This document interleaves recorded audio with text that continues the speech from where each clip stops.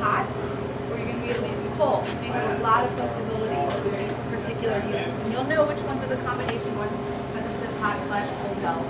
And this one over here is also a combination unit, okay? And by the way, if anybody has questions, just feel free to interrupt. Get in there on those controls a little bit. What I've done here on this first one is I hit the cold, toggle down to the cold, and you'll see the blue light. So that means this unit here is going to be cold. And then I want to show you a hot unit as well. So I hit for this particular unit, I toggled it up to the hot, and a red light goes on. Now you have to make sure at the beginning of the day, though, you do flip this switch so you can turn the whole unit on, okay? And you'll know it's on because the light will turn on, all right? Now, you'll notice here, there's nothing on the panel here because it's just going to get cold. That's all it's going to do, so you don't need to adjust any temperatures. And you're going to notice it's getting cold. I mean, you can already feel it's getting cold, but it'll start to frost up.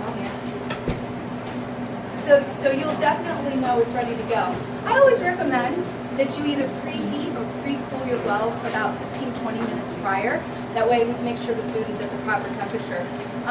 You can also, if you like, if you've got lids, let's say you want to make sure you're in a hurry, maybe you didn't have 15 minutes to cool it or you forgot, you can put a lid on top of here and that'll probably cool that well down a lot faster. Okay? Exactly. So this is going to be a great flexible piece of equipment for you, the fact that you can run it cold or hot.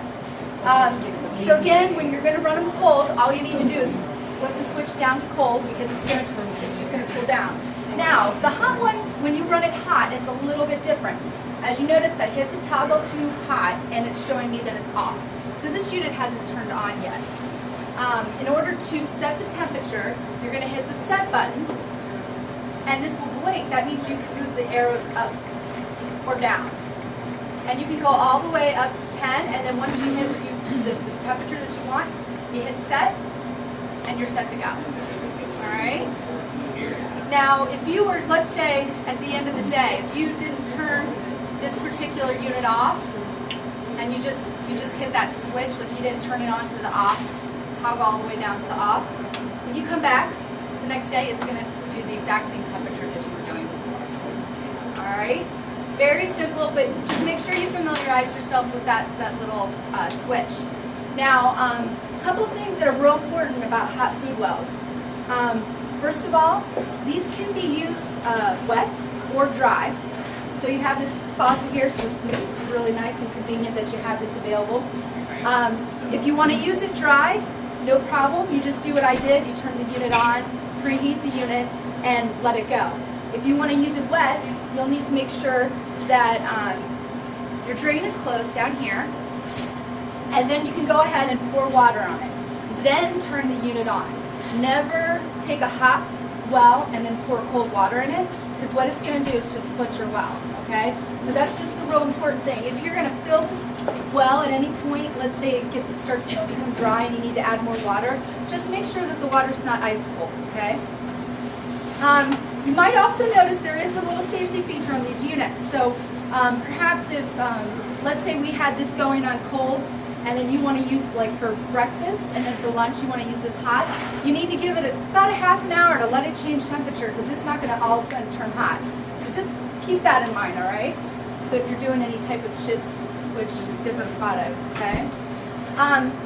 And everything I'm talking about today, there are manuals that you'll receive, so make sure if you have any questions, talk to your manager. And then I'm going to leave my card here with whoever's in charge, so if anybody wants to, I'll leave my card with you, and you'll have all the information of what I talked about today. So if you have a question, you can always call myself, or you can send me a quick email. And if you don't have a manual, something goes missing at some point, just let me know. All right? Any questions on this? You don't have to have water. Now, I will tell you, if you're holding for longer periods of time, water will definitely hold the product a lot better.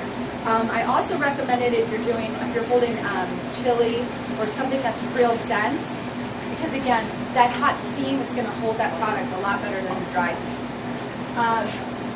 And then as far as cleaning these units, real simple to clean them. First of all, we'll go ahead and we'll turn them off. And